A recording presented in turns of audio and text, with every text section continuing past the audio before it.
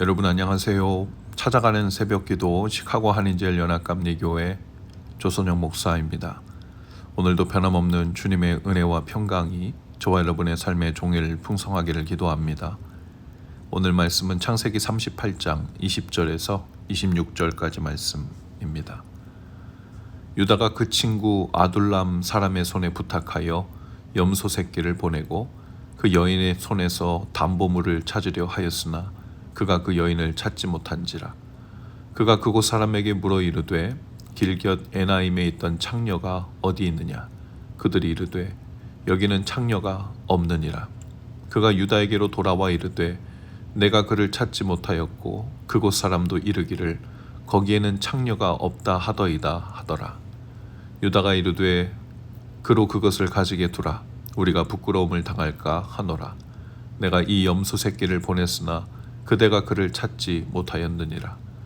석 달쯤 후에 어떤 사람이 유다에게 일러 말하되 내 며느리 다말이 행음하였고 그 행음함으로 말미암아 임신하였느니라.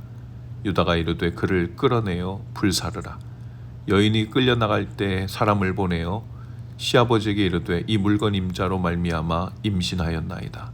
청하건대 보소서 이 도장과 이 끈과 지팡이가 누구의 것이니까 한지라. 유다가 그것을 알아보고 이르되 그는 나보다 옳도다.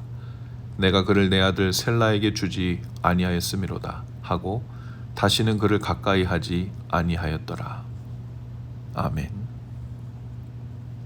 1970년대 심리학자 리 로스라는 사람이 흥미로운 실험을 합니다.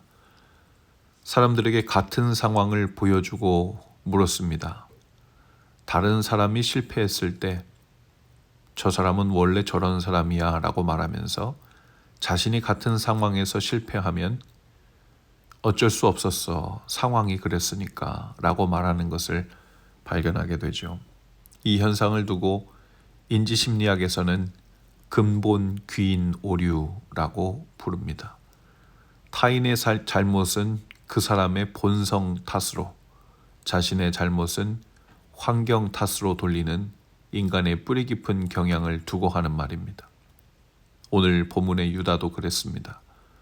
그는 며느리 다말의 간음죄가 밝혀지자 서슴없이 말했습니다. 끌어내어 불사르라.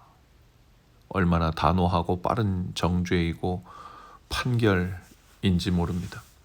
그런데 그 간음죄의 상대가 바로 다름 아닌 자신이었음을 나중에 깨닫게 되죠.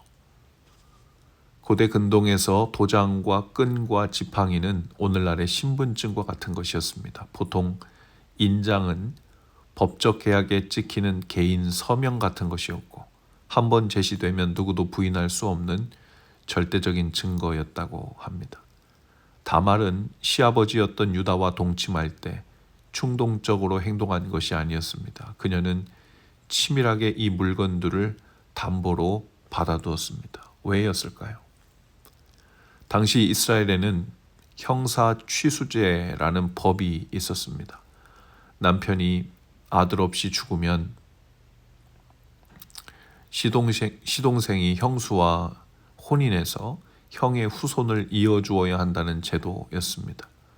단순한 관습이 아니라 과부가 된 여인의 생존권과 언약 공동체의 미래를 지키는 사회 안전망이었죠.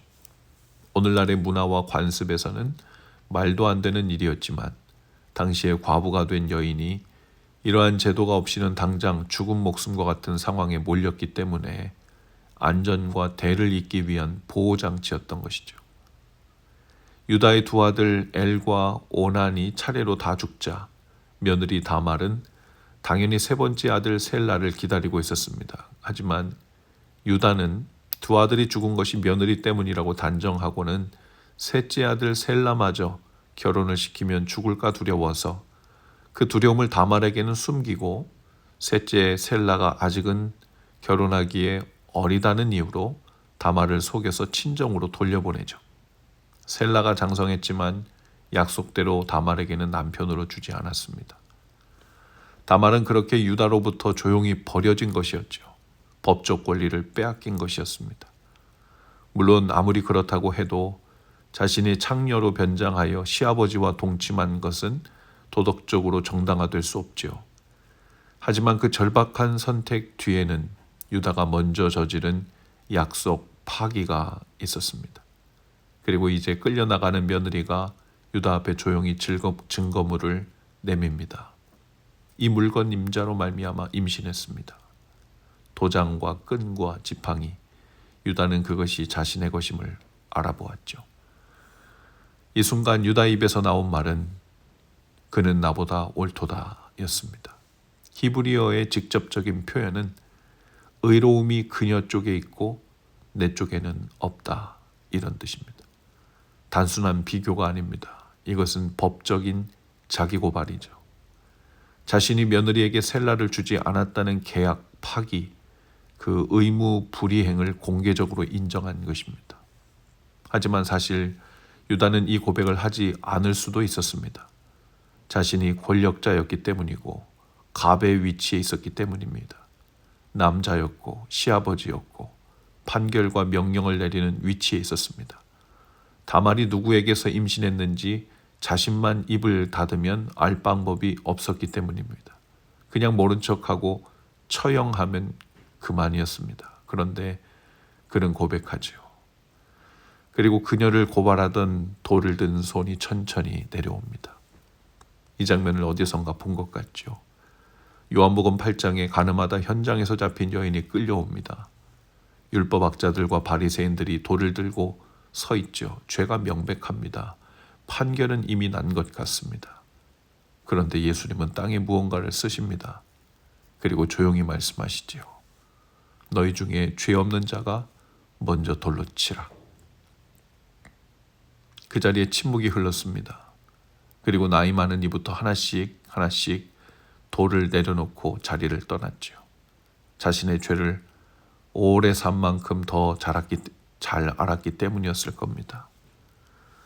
아마도 예수님의 이 음성, 너희 중에 죄 없는 자가 먼저 돌로 쳐라. 이 음성이 시대를 거슬러 그 당시에 유다의 마음에도 울리지 않았을까요?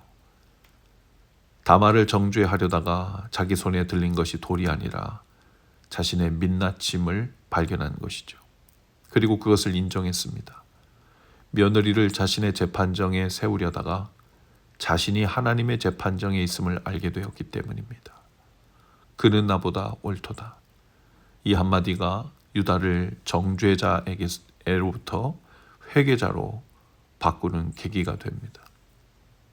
이야기는 여기서 끝나지 않습니다. 유다는 이 사건 이후에 많이 달라졌습니다. 창세기 43장과 44장에 보면 그는 형제들 중에 가장 먼저 나서서 막내 베냐민을 위해 자신을 인질로 삼을 것을 자청하죠. 아이를 대신하여 내가 주의 종이 되겠습니다. 이렇게 요셉을 팔았던 그 손이 이제는 형제를 살리는 손이 되고 맙니다. 그리고 마태복음 1장에 예수 그리스도의 족보에 다말의 이름과 유다의 이름이 올라가죠. 가장 수치스러운 이야기의 한복판에서 자신의 잘못을 인정하고 회개한 이들이 메시아의 조상이 되는 은혜가 부어집니다. 이것이 하나님이 일하시는 방식이고 하나님이 베푸시는 엄청난 은혜의 크기이죠. 하나님은 실패를 폐기하지 않으십니다. 그분은 실패도 재료로 사용하시죠. 혹시 지금 내게 명백하게 잘못한 누군가를 향해 돌을 들고 있지 않습니까? 아마도 상대의 잘못이 분명할 겁니다. 그러나 상대의 잘못을 보느라 잠시 미뤄놓은 나의 잘못에 대해서도 눈을 떠야 합니다. 상대의 잘못은 마치 의도가 악한 것처럼 여기지만 나의 잘못은 그저 그런 상황 때문에 어쩔 수 없이 밀려서 반응한 것뿐이었다는 자기 합리화는 어떤 관계도 개선시키지 못하고 무엇보다 하나님 앞에서 부끄러운 말일 뿐이죠. 유다의 고백을 오늘 기억하실 수 있기를 바랍니다. 그는 나보다 옳도다. 이 고백이 그를 망하지 않게 했고 말도 되지 않는 큰 죄와 깨어진 관계도 다시 하나님 앞에서 회복되고 은혜를 입는 길이 열렸지요.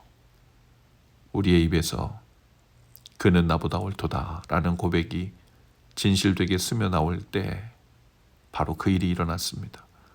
그 고백 위에서 우리의 삶에도 오늘 예수 그리스도께서 찾아오실 것입니다. 하나님은 우리의 영적 밑바닥에서 기다리고 계심을 기억하시기 바랍니다. 기도하시겠습니다. 하나님, 저희 손에 쥔 돌을 내려놓게 하시고 저희 입에서 유다의 고백이 흘러나오게 하옵소서. 정죄보다 먼저 자신을 보는 눈을 주시고 우리의 가장 수치스러운 자리에서도 주님의 손이, 주님의 은혜의 손이 닿아 있음을 믿게 하옵소서. 예수님의 이름으로 기도합니다. 아멘. 여러분, 오늘도 말씀 동행으로 화이팅입니다. 저는 화요일 아침에 다시 찾아오겠습니다.